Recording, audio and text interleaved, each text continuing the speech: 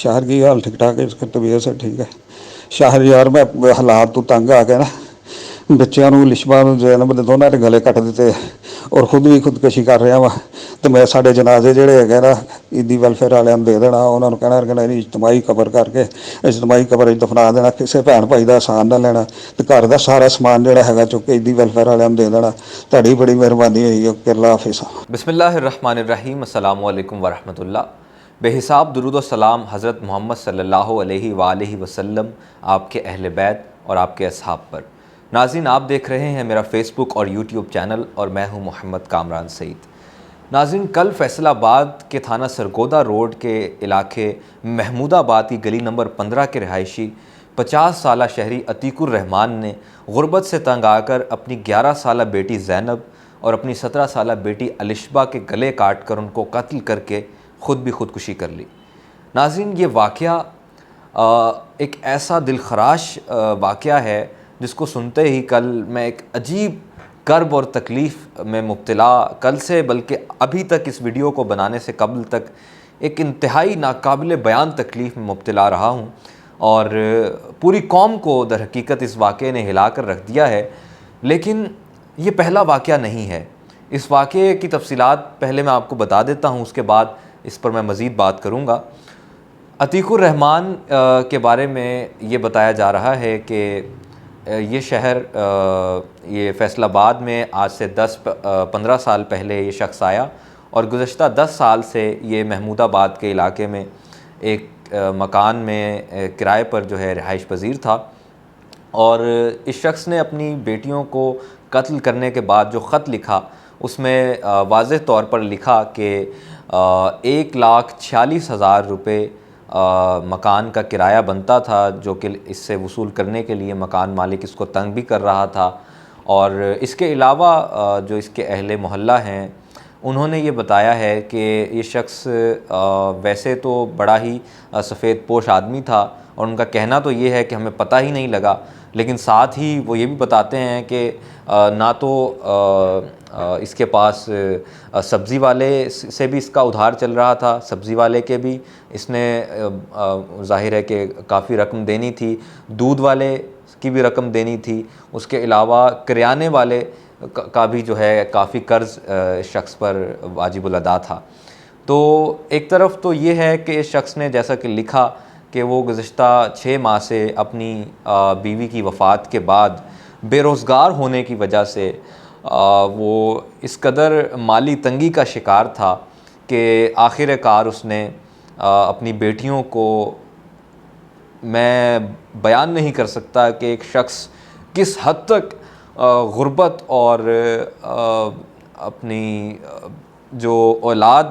کی جو ضروریات ہیں اس کو پورا نہ کرنے کا جو احساس ہے اس کا شکار ہوا ہوگا، تو اس نے اپنی کس کرب میں مبتلا ہو کے، حالانکہ اس کی حوصلہ افزائی تو نہیں کی جانی چاہیے، حالات کتنے بھی مشکل ہوں انسان کو جواں مردی سے ان کا مقابلہ کرنا چاہیے، لیکن اس پہلو پر بات کرنے سے زیادہ اہم یہ ہے کہ ہم ایک ریاست میں رہتے ہیں جس کا نام اسلامی جمہوریہ پاکستان ہے۔ ناظرین، بات یہ ہے کہ یہ پہلا واقعہ نہیں ہے، ایسے بہت سے لوگ، ایسے بہت سے باپ، ایسی بہت سی مائیں قیام پاکستان سے لے کر اگر اب تک شمار کیا جائے تو یہ تو ہزاروں واقعات بنتے ہیں، لیکن حالیہ کچھ برسوں میں جب کہ مہنگائی اس قدر ہو چکی ہے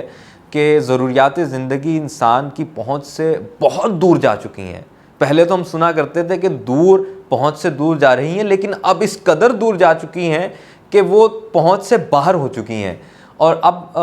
جو غریب ہے، جو مزدور ہے اور جو دیہڑی دار جو طبقہ ہے اس کے لیے تو 2 وقت کی روٹی کھانا اس قدر مشکل ہو گیا ہے کہ آپ کے سامنے جو واقعات، جس طرح یہ واقعہ ہے اس طرح کے پیش آ رہے ہیں اور آئے دن پیش آ رہے ہیں۔ لیکن بات یہ ہے کہ ہماری قوم جو ہے، جس مسئلے پر میں یہ بالخصوص یہ ویڈیو بنا رہا ہوں، ہماری قوم اس وقت بالکل ایک سمجھ لیجئے کہ لاشعوری کی، بے شعوری کی، اور بلکہ ذرا سخت لفظ کہوں تو جہالت کی انتہا پر ہے۔ وہ ایسے کہ ہم ابھی تک پاکستان مسلم لیگ نون، پیپلز پارٹی، تحریک انصاف،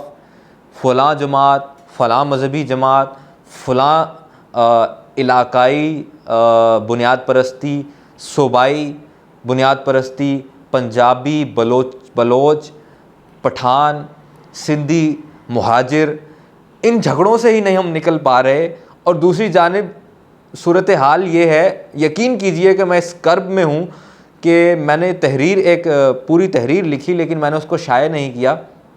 کہ میں چاہتا تھا کہ میں جس غم و غصے کی کیفیت میں ہوں، جس تکلیف میں ہوں، میں اس کا اظہار براہ راست فیس ٹو فیس میں آپ سے کر سکوں. اور میں آپ کے ساتھ ساتھ میں حکمرانوں کو بھی مخاطب کرنا چاہتا تھا کہ تم جو روٹی کپڑا اور مکان، ریاست مدینہ، اسلامی ریاست، اس طرح کی جو کھوکھلے اور جھوٹے نعرے ہیں، ان کی بنیاد پر تم گزشتہ 7 دہائیوں سے اس قوم سے، اس سادہ لوح قوم سے تم ووٹ وصول کر کے حکمرانیاں کر رہے ہو، اور اس قدر ظلم اور جبر و بربریت تمہارے یہ جو کھوکھلے دعووں اور جو جھوٹے نعروں کی حقیقت ہے اس کی بنیاد پر جو سامنے آتی ہے، تم آخر کب تک؟ میں یہ آج اس ملک پر حکومت کرنے والے ہر حکمران کو، ہر سیاستدان کو، خواہ وہ اس وقت حکومت میں موجود ہے، خواہ وہ کسی بھی جماعت سے تعلق رکھتا ہے، میں اس کو مخاطب کر کے یہ کہہ رہا ہوں کہ ڈرو اس وقت سے جب یہ صورتحال تمہارے گھروں میں ہو کہ تمہیں بھوک کے باعث، غربت کے باعث اپنے بچوں کو، اپنی بچیوں کو، معصوم پھولوں کو جن کو تم نے اپنے ہاتھوں سے پالا ہو، انہیں ان کے گلوں پر چھریاں چلانی پڑیں، اور اس کے بعد تم خود بھی پھندے لٹکا کر اپنی گردنوں پر تم خودکشیاں کر لو. اور وہ وقت دور نہیں ہے، یہ ابھی تو یہ بے شعوری کی، یہ جہالت کی جو ایک فضا جو قائم ہے، یہ بلا شبہ قائم ہے، اور اس کو لیکن یہ اس وقت تک قائم رہے گی جب تک لوگوں کو پتہ نہیں لگ جائے گا کہ گفتار کے غازی اور کردار کے غازی میں فرق کیا ہوتا ہے. جس دن گفتار اور کردار کے غازی میں فرق اس قوم کو معلوم ہو گیا، مجھے یقین ہے کہ وہ دن ہم دیکھیں گے کہ تمہارا انجام عبرتناک ہوگا، اور حقیقی معنوں میں جو انقلاب ہے وہ یہ قوم دیکھے گی. اور بقول فیض احمد فیض، ہم دیکھیں گے، لازم ہے کہ ہم بھی دیکھیں گے وہ دن کے جس کا وعدہ ہے، جو لوح ازل میں لکھا ہے، جب ظلم و ستم کے کوہ گراں روئی کی طرح اڑ جائیں گے ہم محکوموں کے پاؤں تلے، یہ دھرتی دھڑ دھڑ دھڑکے گی، اور اہل حکم کے سر اوپر جب بجلی کڑکڑ کڑکے گی، جب عرض خدا کے کعبے سے سب بت اٹھوائے جائیں گے، ہم اہل صفا مردود حرم مسند پہ بٹھائے جائیں گے، سب تاج اچھالے جائیں گے، سب تخت گرائے جائیں گے، بس نام رہے گا اللہ کا، جو غائب بھی ہے حاضر بھی، جو منظر بھی ہے ناظر بھی. اٹھے گا انا الحق کا نعرہ، جو میں بھی ہوں اور تم بھی ہو، اور راج کرے گی خلق خدا، جو میں بھی ہوں اور تم بھی ہو، جو میں بھی ہوں اور تم بھی ہو.